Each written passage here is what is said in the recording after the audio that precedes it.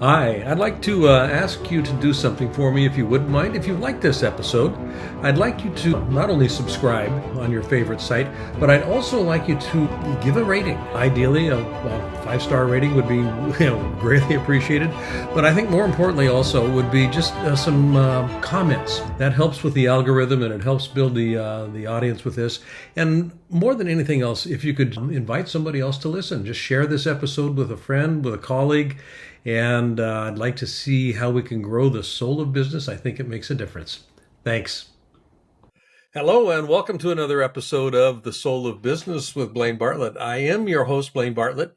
A lot of listeners are either solopreneurs or have a desire to kind of go out on their own, perhaps. And the whole notion of doing a startup, just kind of, I remember when I first jumped and started my business, it was kind of like, oh my God, what have I done? I know the feeling. And then we kind of went from there. But the idea of successfully getting your own business up and running with whatever happens on the backside of it, whether it's an equity event where you sell it to somebody or it becomes a lifestyle business for you. I mean, there's a whole number of different ways that this can actually play itself out. But the notion from or the journey from ideation, from I've got this idea to whatever it is that culminates in that idea, there's all kinds of stuff in the middle, that are fraught with a lot of myths, actually. And my guest today is Chris Sinkinson, and he and his brother started a company. And we won't go into a whole lot of detail around the background of the company, but it was basically a security device, security app. And they ended up selling it, for a sizable millions of dollar return here. And the company was subsequently purchased by Motorola Systems, and for nine figures. So they built something that had a lot of value. Is the net of that particular discourse. Where I want to go today with Chris, and I'll welcome him here in just a moment here, but where I want to go is unbundling some of the myths that can get in our way of actually being successful, either in starting up a business or continuing to move a business to that next level of performance and success. So, Chris, welcome to the show. It's a pleasure to have you here. Thanks, Blaine. Pleasure to be on the show. I'm very excited to talk to you today. Well, when as we were talking just before I launched the live on this, your publicist sent something across my desk, and I went, "Whoa, this sounds really kind of interesting." Now, you and your brother have got a new book that's coming out, and actually, it has just come out. I think last week, and I'm going to be careful on dates here because I want to greenfield this No worries. episode. But the book is called Startup Different, the Myth-Busting Blueprint for Your Multi-Million-Dollar Business. Now, that's a mouthful. Yeah. But the idea here of Startup Different, in my experience, most people, when they start a business, they inherit a mindset, a model of what that business is supposed to look like operationally. There's supposed to be these hierarchical structures that kind of come into place here where we start stratifying, lines of control, manager, boss, subordinate, all of those sorts of things. And we inherit these business models that sometimes do not work for us because our business has a life of its own. And if we try to form fit this idea through an already existing model, it's kind of like putting a round peg in a square hole. Yeah, absolutely. I can give you a little bit of a background on Please. Sort of where. So my brother and I started our business, which eventually was acquired, which you've explained. But if I kind of rewind, I'm actually 10 years older than my brother. So I was I've been both. I've been like a solopreneur and also an entrepreneur with a partner. The first 10 years of my career were that solopreneur stuff, and some of the things you talk about are very. I've experienced it. So I was the tech guy. I was the guy that wrote code, did a computer science degree. Don't know if you remember way back, but there was the .com bust. And I remember. yeah, I basically completed my computer science degree in 2002. And like the jobs that were there 2 years earlier when there was the .com bubble were no longer there during the .com bust. So I started a software company instead. And, it was tough being just a solo software developer doing his thing.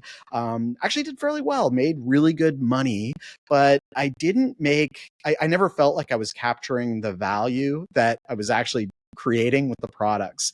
And I think, over that 10 years, there was some really good successes and things like that, but nothing on the scale that, that goes beyond really like a nice job, like creating a nice job for yourself. So my brother came around and he was 10 years younger than me, and we were having lunch all the time. I happened to be finishing my MBA because I did it about 10 years later after I graduated from computer science.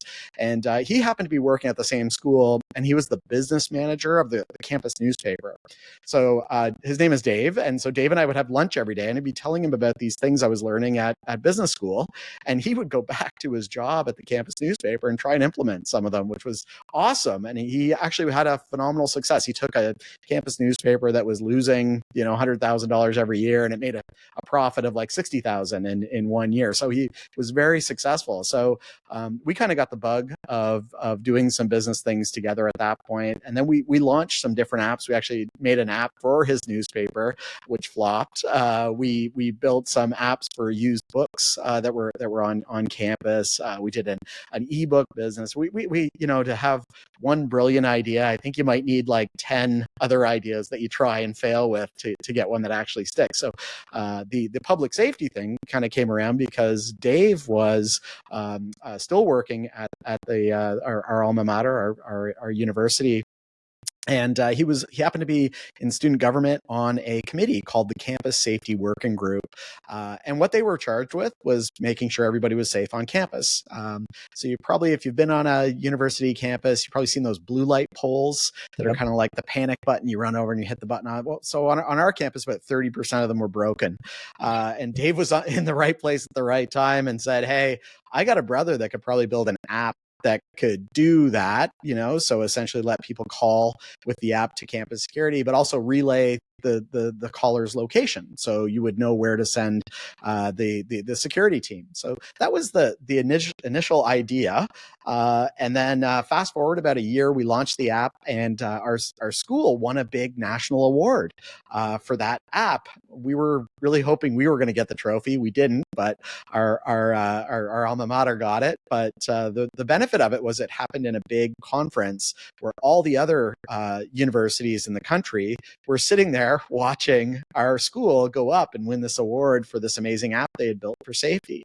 So we had this initial, good luck, lucky bounce that led to a lot of interest from other institutions. Now, I'll tell you, it's a long sales cycle when you're selling to universities. So it wasn't like everybody signed up that day, but over the following, 6 months to a year, we started getting a lot of traction with that app.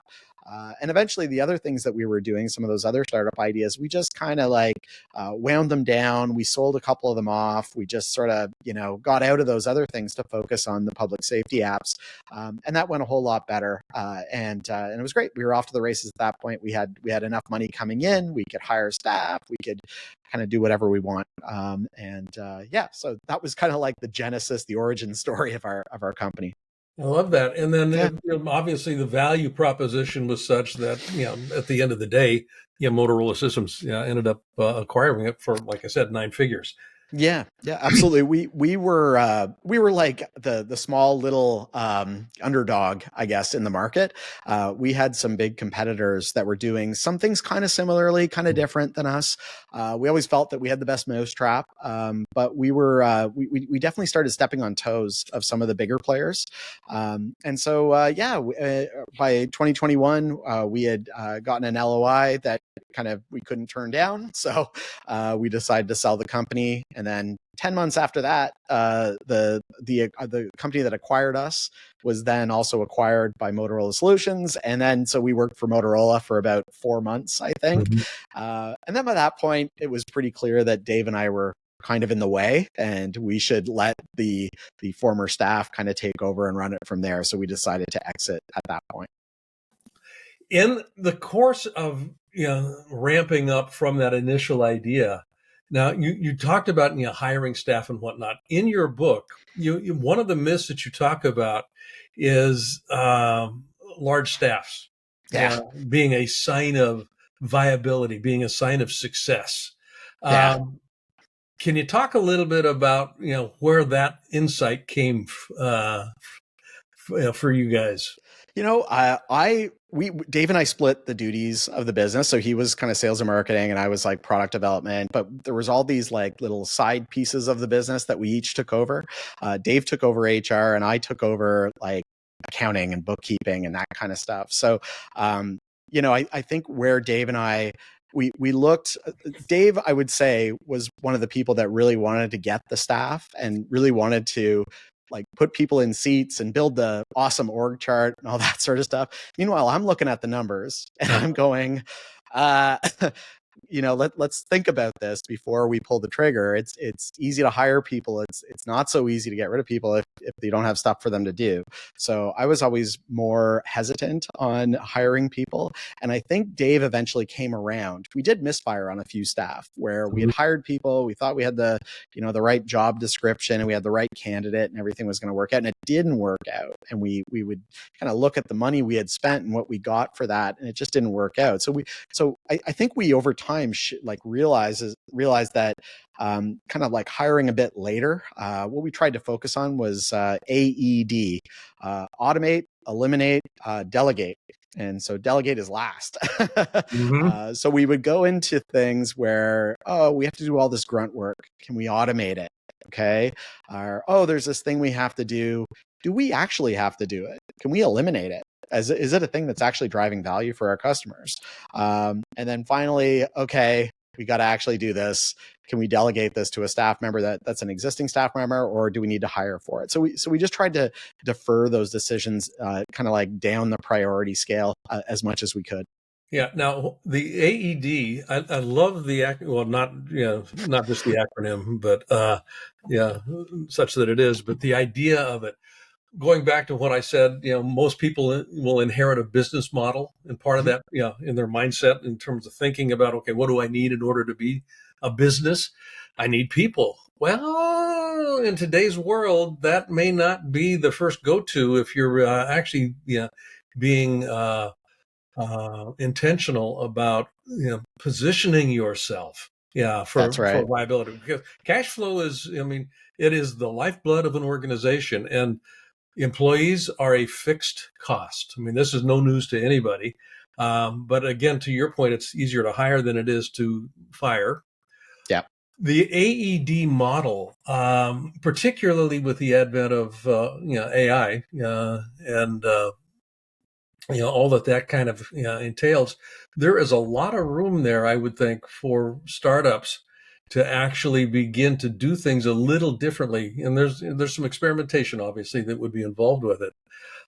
When you started working with AED as an example, what were some of the early challenges that you ran into? Yeah. You do get to that D part, and you get to that part where you need to actually bring in employees. And, we had what we called our culture failure. We started hiring employees. I think it was probably around 2015 or so. And we tried to adopt, do you remember the Netflix? Netflix had this PowerPoint deck that everybody was talking about back then. It was called Culture.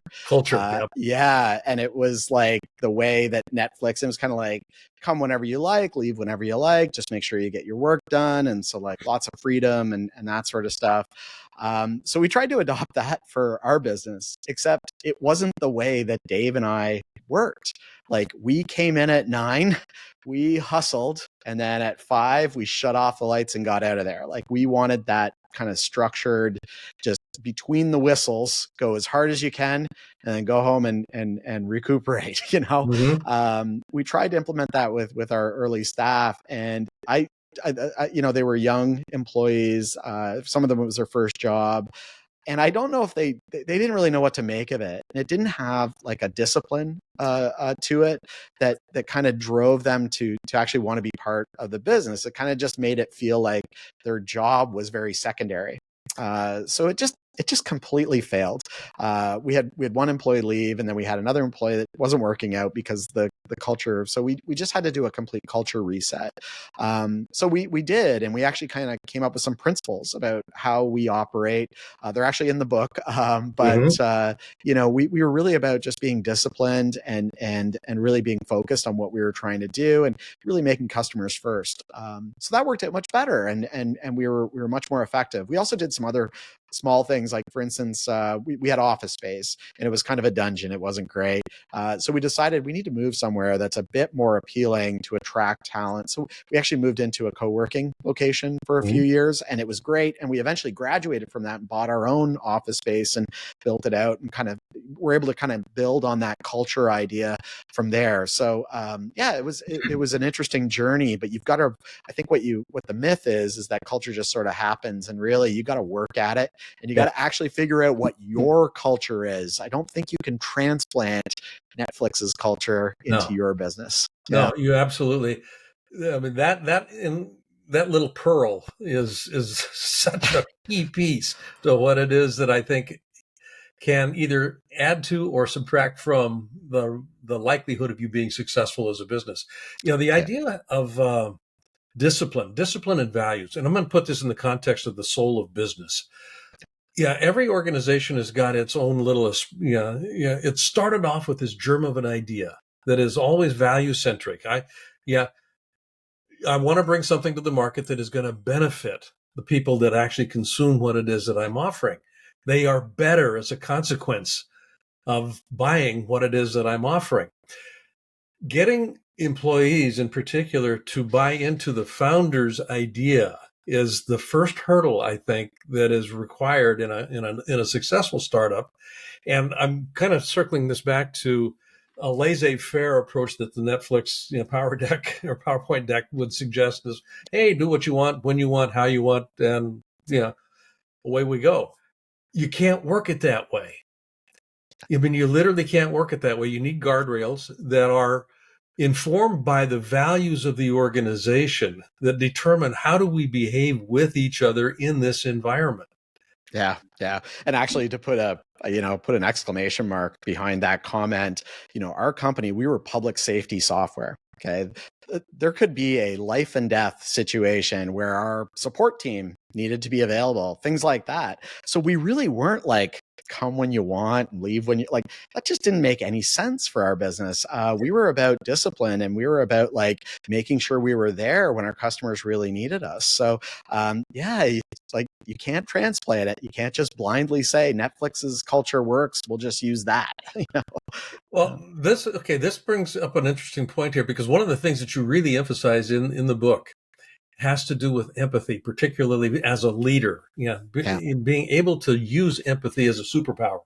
Yeah. So when you start working with discipline as a paradigm, you're going to probably come into some conflict with others.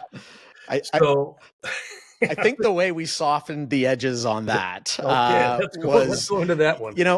Dave and I were player coaches, I think is the best way to describe it. Okay. I wrote code every day. Even though we had a development team working with me, I was pounding out code. I was committing it to GitHub and publishing it to production, like going through the exact steps that our developers were going through. I would help out with all the support escalations. So, if our support team was struggling, I was one of the people answering those questions. Dave, on the sales and marketing side, he was going to trade shows. He was doing the sales calls, doing the demos, along with his team who are also doing it. So I think we were living what our employees were living. So it's easier to have empathy when you're actually doing the same work that your employees are doing. We actually had, when the pandemic came around, we actually started doing COVID self-assessments and some tech around, because obviously it was all campus-based. So when there was the return to campus, there was some tech involved in making sure everybody was safe coming back to campus. And we were really well positioned for that. And it went from, we were joking that, oh, nobody's going to buy any of this. Nobody's going to want any of these features. And then like 2 weeks before school starts, everybody wants that stuff. And yeah, so, but Dave and I, we were in the trenches with our employees doing the work to make that happen. And then it goes back to the AED thing again, especially the A. We said, hey, we've got all of a sudden, hundreds of clients that want this tech. We need to put it into all their apps, and we got like 2 weeks to do it. We need to write code to build that. So about the automation piece was a really big part as well. So our development team kind of like put aside everything normal that they were working on and went into full mode of like, how do we get these customers live by back to school, whatever date that was going to be. So, it's some of that empathy is about also being able to accommodate what your customers are looking for, and not just saying to your onboarding team, well, that's you guys, look after it. It's like, no, hey, we're the development team. We can help them. We can do things that help make this happen. And everybody can go home at a reasonable-ish hour, although that was a lot of long hours that back to school that year for sure. Well, which brings up an interesting point here. In a startup in particular, people oftentimes have to wear a number of different hats. Oh yeah. So, one size doesn't fit all, and roles and responsibilities. If you've got an employee handbook that says this is your job, and it's pretty discreet in terms of what gets outlined. I don't know that you necessarily had that at the beginning, but did you at some point in time end up with kind of an employee handbook that had roles and responsibilities? And then from a flexibility perspective, how did you manage to work with people so that they understood that, yeah, this is my job, but here's what I get paid for, which are two different things. Yeah. Two different things entirely. There definitely was some flexibility in the job descriptions to kind of allow for some of those weird things to happen. Now, pandemics are unprecedented. We didn't anticipate any of that. But I think what we did really well was that we had, thinking about the relationship we had with our employees, is I think they really appreciated us. We were pretty good. We'd have like a summer boat cruise. We'd have Friday happy hour every week. We would go out for a Christmas dinner. We actually have a couple of times where we actually cooked our own dinner, where we went to like a commercial kitchen, and so we had like a lot of fun with our staff. I still consider them all friends. I actually had them here to my place a few weeks back and had a party with everybody. So I think because we treated our staff not just as like staff, but as friends, they could appreciate that we needed their help in that really tough time. And they were willing to say, you know what, I'm going to step up here and make sure Dave and Chris aren't sunk by this overwhelming demand. And obviously we looked after them too. We bonused them and we made sure that everybody was well looked after all, because it was a bit of a windfall from a revenue perspective. So we made sure everybody got to share in that. But I think we really earned their trust over the years that led up to it. So when the time came, they were more willing to stick around and help us deal with the flood of requests coming in. Well, you mentioned trust, and in my experience, if you're actually leveraging empathy well, and I don't mean leverage from a Machiavellian perspective. I mean, you're truly empathetic. Trust begins to be something that you bank. And there's a surfeit of it. There's a lot of trust that you actually begin to build into the whole way that you're actually working with each other. Absolutely. Couldn't agree more on that one, Blaine. Yeah. It's a relationship. It's not transactional. It's you got to maintain that relationship with your employees, because you will need them at some point to go a little bit above and beyond what might be in their job description. So you want to be in their good books. Well, so you've just described something that happens from an environmental perspective. A pandemic hits, and all of a sudden you got to scramble, and you got this huge demand that came through. So you got systems up and they're running. And this, folks, those of you that are listening here, one of the things that happens early on, or not necessarily early on, but at some point during the life cycle of your business, is you get systems in place, and things are working, things are cooking, things are clicking. I mean, left hand does know what the right hand's doing, and the myth that comes into play here is if it ain't broke, don't fix it. Yeah, right. See, I'm a software developer. If it ain't broke now, it will be later. Yeah. Okay. So this is one of the things we talk about in the book. Yeah. Kind of poke holes in this myth. If it ain't broke, don't fix it, because it's going to bite you in the butt if you're not careful. I got a hunch. Yeah, like I said, like I'm programmed to be looking for problems even when they're not there, because gosh, every time Apple, especially at the beginning when iPhones were changing dramatically from iteration to iteration, it felt like every time Apple released a new device, they broke something in our software. They'd add new permissions that we didn't really know about. We'd have to figure that out, how to deal with it. And then, it was always like that. So I know Dave and I, it's really, you sometimes in your business, you're going from fire to fire. And the times we weren't going fire to fire, we were looking for, what can we make better? How can we improve this process? What's annoying? What do we hate doing?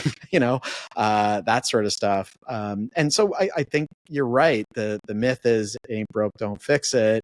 It will eventually. And you really need to be optimizing kind of continuously. That, I almost think like the founders, the key staff in a business, they almost need to be like their own management consultants, where they're evaluating those business processes and saying, how do we make this better? It might be working fine now, but can we make it better?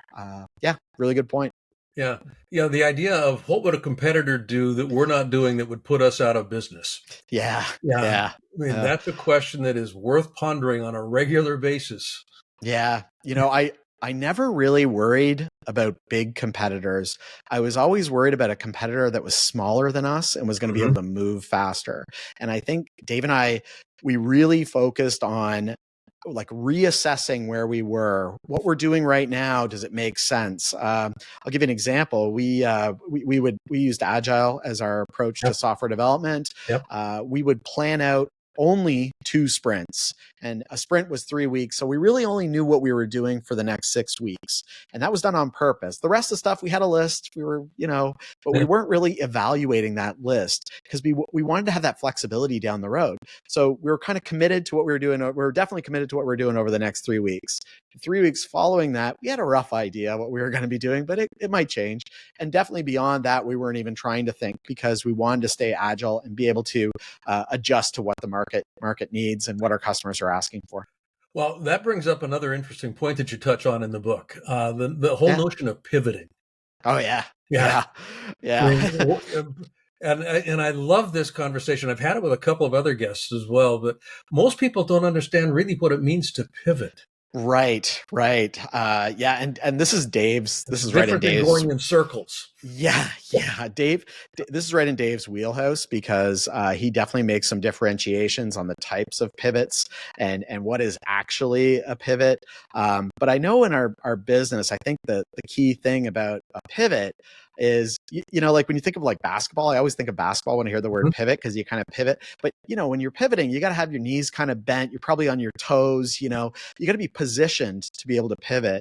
And I think that with us, the way that we strategically plan things out, we had the equivalent of our knees bent and we were on our toes, because we weren't locking ourselves into a really heavy duty roadmap. Dave always jokes that I go on these rants about how nobody should ever have a roadmap because it actually just puts blinders on you. And don't get me going on this, but no, I think that's a really good point on pivots is that you have to be in a position where you can actually pivot.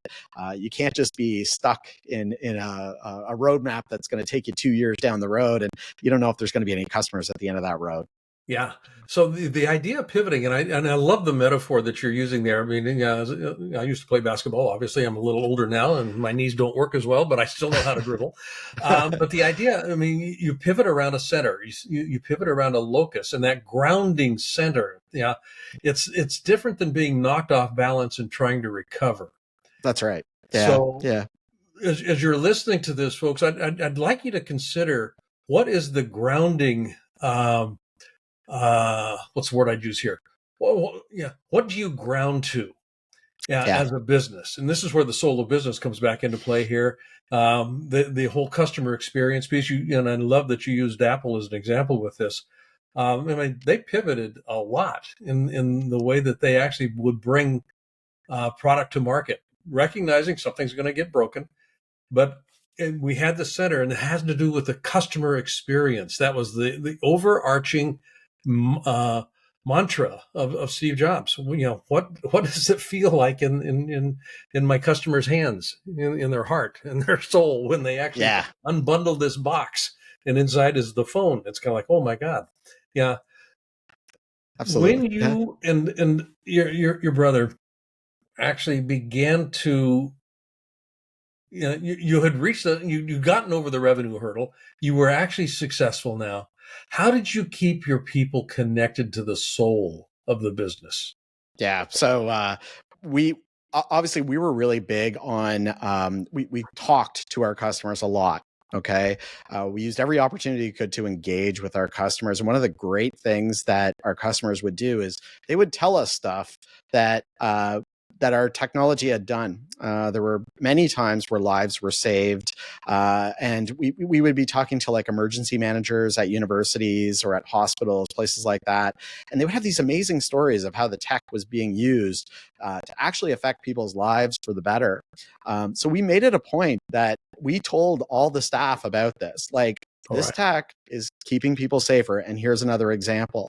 And actually, when we were acquired, we were acquired by a company called Rave Mobile Safety that out of Boston, and they were about 10 times our size. And they were doing the exact same thing. They had a Slack channel. It was called, I think it was called Ring the Bell. And it was all these situations where lives had been saved. People were better off for the technology they were building, and that's the way that you kind of really, you realize that, hey, that's actually why we're doing this. That's why we build this tech. That's why we fight Apple's new permissions and things like that, is so that we can have these positive outcomes for our customers. And that really became the soul of our business. And then we saw that when we worked with Rave, and then we definitely saw that even on another scale, level of scale with Motorola Solutions. So yeah, pretty impressive. I love it. Chris, this has been a great conversation. I mean, I could continue this conversation for quite some time here. I'd love to have you and Dave back on the show at some point in time. That being said, where can people find out more about what you're up to? You've got a podcast. You and Dave have got a podcast. Yep. Our podcast is called Startup Different. It's everywhere you find your podcasts. Our book is on all online major book retailers. It's called Startup Different. You can visit our website. It's startupdifferent.com. Pretty straightforward. And then we're on social media. We're biggest on YouTube, LinkedIn, because we're kind of business focused. So you probably find us there. And we also have Instagram. Perfect. Folks, you've been listening to my conversation more precisely with Chris Sinkinson. Check out his book. He and Dave, it really is a good book. It really is. I was fortunate enough to get a copy of it.